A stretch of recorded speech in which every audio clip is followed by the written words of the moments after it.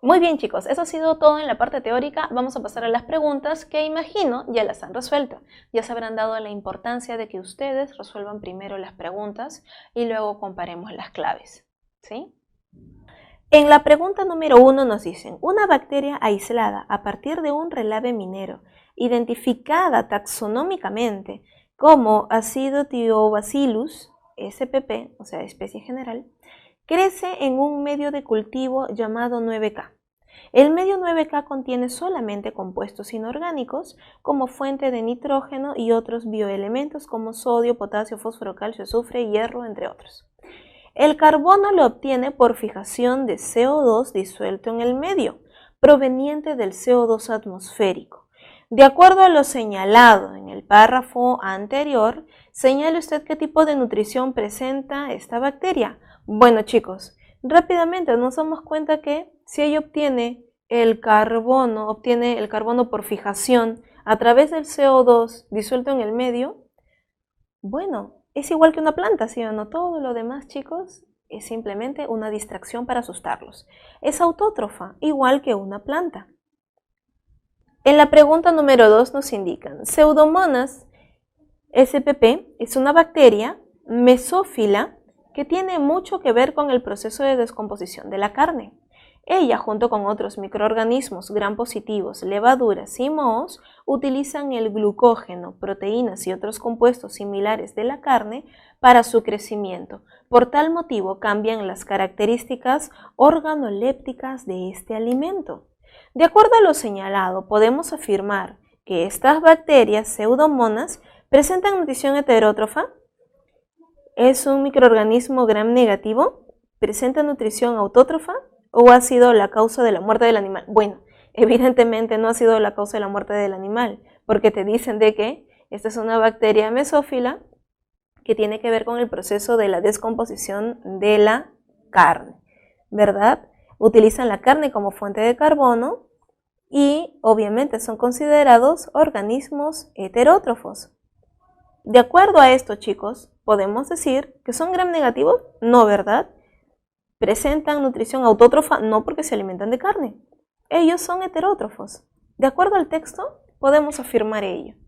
En la pregunta número 3, los hongos filamentosos que participan en la descomposición de los cadáveres se nutren por absorción de compuestos orgánicos simples procedentes de dichos sustratos. Por lo tanto, los hongos son considerados nutricionalmente como, ¿recuerdan, chicos? Sí, absorben compuestos orgánicos simples procedentes de dichos sustratos, quiere decir previamente degradados. Consumen materia orgánica en descomposición. Ellos son saprófagos, lo contrario de holozoicos, ¿verdad? Nosotros somos holozoicos porque consumimos materia orgánica compleja. En la pregunta número 4, desde el punto de vista nutricional, los seres humanos, de acuerdo al tipo de alimentos que consumimos, estamos considerados como, bueno, lo vimos hace unos instantes, ¿verdad? Recuerden que los seres humanos consumimos materia orgánica compleja. Por ello, nutricionalmente somos considerados holozoicos. En la pregunta número 5, las cianobacterias o bacterias azul verdosas son responsables de suministrar compuestos orgánicos a las cadenas alimenticias de los ecosistemas acuáticos. Ellos realizan la misma fotosíntesis que las plantas. Entonces, desde el punto de vista de la nutrición, las cianobacterias son consideradas. Obviamente, todo organismo fotosintético, como en el caso de las cianobacterias, obtienen energía a partir de la luz solar, es decir, que ellas son fotótrofas. En la pregunta número 6, la biorremediación es un proceso biológico que se utiliza para eliminar sustancias contaminantes del medio ambiente. En el caso de un derrame de petróleo, como por ejemplo suele ocurrir en nuestra Amazonía lamentablemente, se emplean en algunos casos microorganismos que tienen la capacidad de utilizar compuestos del petróleo como fuente de energía para su crecimiento y metabolismo.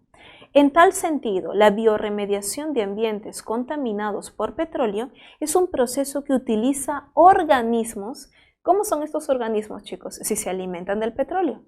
Recuerden que los organismos que utilizan compuestos orgánicos, sean glúcidos, lípidos, proteínas o hidrocarburos, que son obviamente también orgánicos, como fuente de energía, son los quimio-organo organótrofos, ¿verdad? Esto lo habíamos visto en la semana número 2, tipo de bacterias quimio-organótrofas.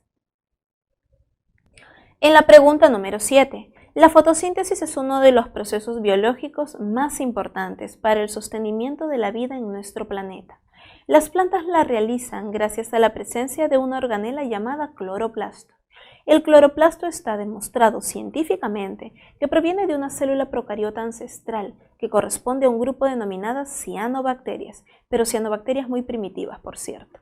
Por ello, se puede afirmar que la fotosíntesis es de origen, ¿recuerdan? La teoría endosimbiótica, ¿no? Donde la cianobacteria primitiva ingresa a la célula vegetal.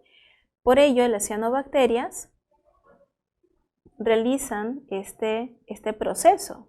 La fotosíntesis, chicos, entonces, que realizan las plantas, será de origen bacteriano, realizado obviamente por las bacterias.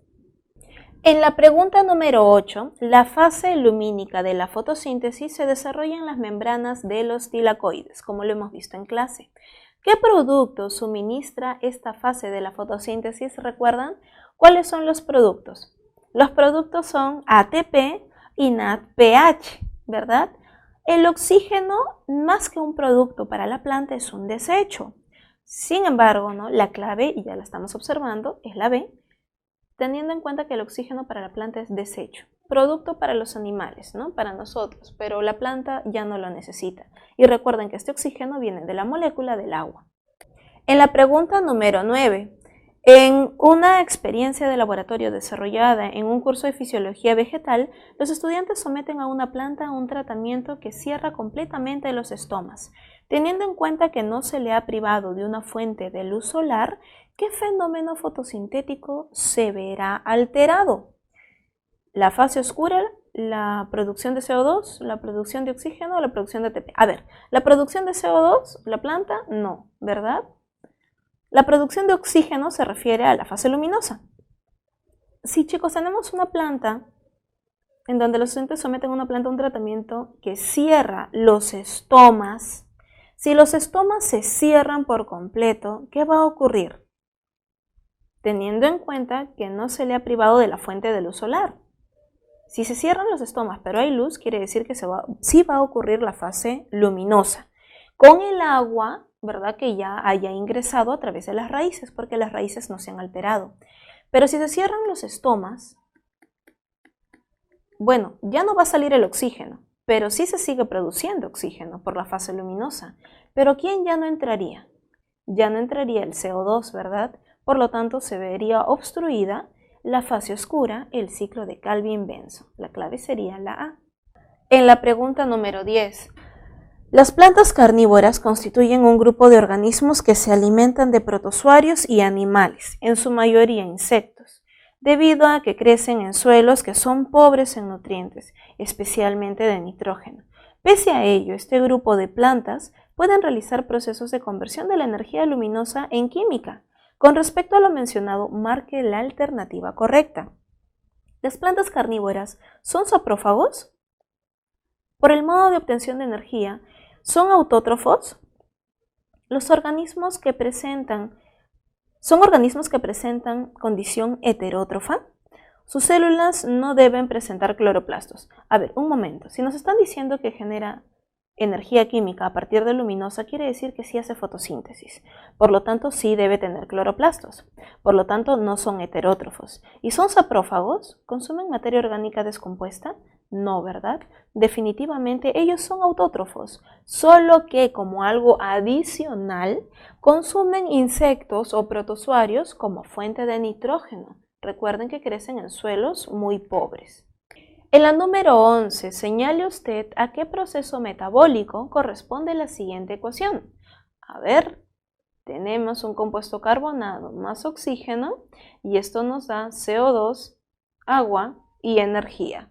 Este proceso es la famosa respiración celular oxigénica, ¿verdad? En presencia de oxígeno, la glucosa produce CO2, agua y obviamente energía a manera de ATP. Es la respiración celular. En la pregunta número 12, Louis Pasteur en el siglo XIX hizo una experiencia con la levadura Saccharomyces cerevisiae que consistió en hacer crecer a dicho microorganismo en un medio de cultivo que contenía glucosa. Él comprobó que cuando sometía el cultivo de levaduras a condiciones aeróbicas, la respuesta era crecimiento celular, y cuando suprimía el suministro de oxígeno, se dejaba de producir crecimiento y en cambio empezaba a producir etanol. A este fenómeno se le llama el efecto Pasteur. Según el texto, ¿qué proceso metabólico está sucediendo con la glucosa cuando se somete al cultivo a condiciones anaerobias, sin oxígeno? Obviamente, chicos, está ocurriendo el proceso de fermentación y en este caso, al producir etanol, la fermentación alcohólica.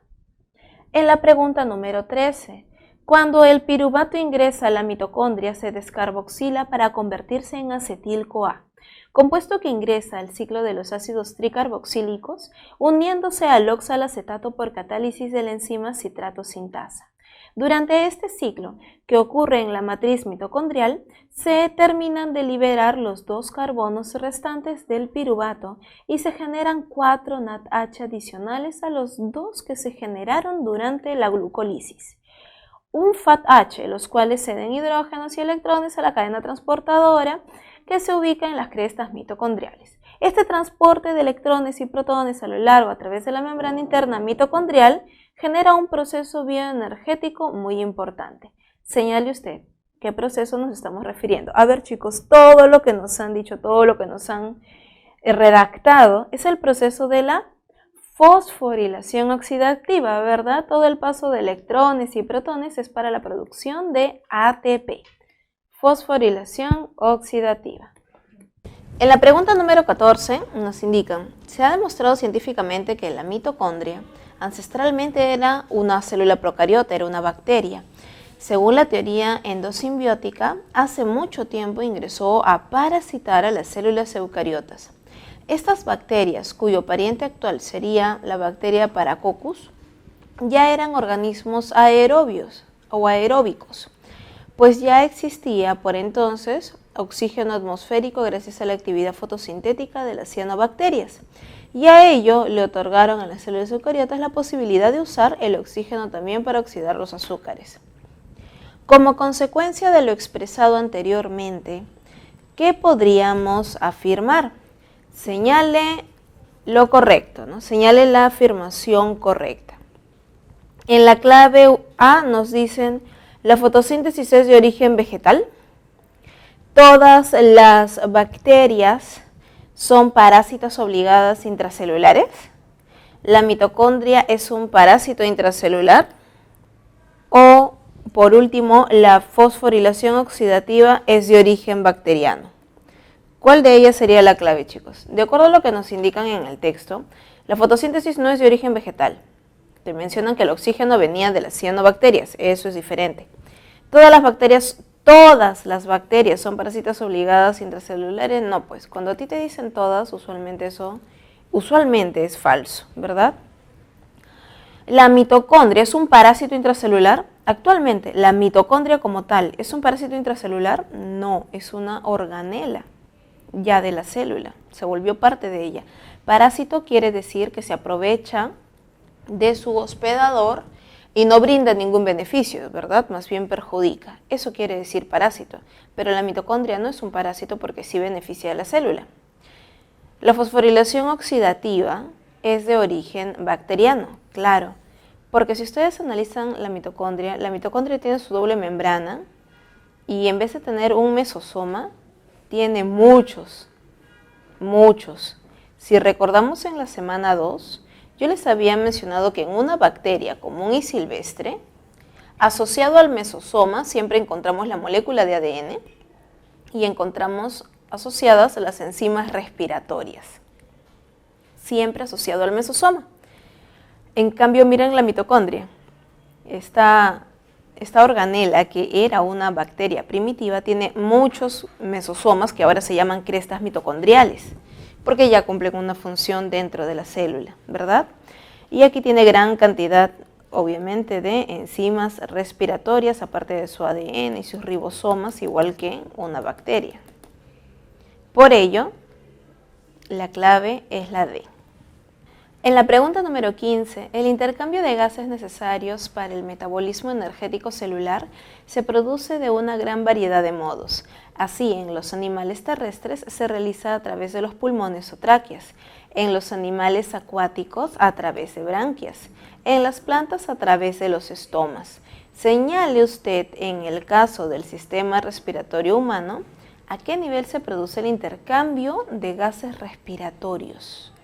¿Dónde? En el alveolo, en venas, pituitaria, arterias. A ver, chicos, creo que esto está bastante sencillo, ¿verdad? Arterias, nada que ver, a través de las arterias circula sangre oxigenada, ya directamente. Pituitaria, aquí no tiene nada que ver. Venas, tampoco, ¿verdad? En los alveolos. En los alveolos pulmonares, ahí es donde se realiza el intercambio gaseoso a través de capilares. Muy bien, señores, acabó este capítulo. Sé que la semana número 5, todo lo que es metabolismo es un poquito complicado, ¿sí? Pero recuerden que de todas maneras tenemos que verlo de una forma simplificada. ¿Está bien? Practiquen bastante, practiquen. Este capítulo tienen que practicarlo. Semana 5, chicos, recuerden que hasta el capítulo 8 o 9 viene el segundo examen y van a venir desde la semana número 1. ¿Sí? Así que practiquen bastante, cuídense mucho, aliméntense de la manera adecuada.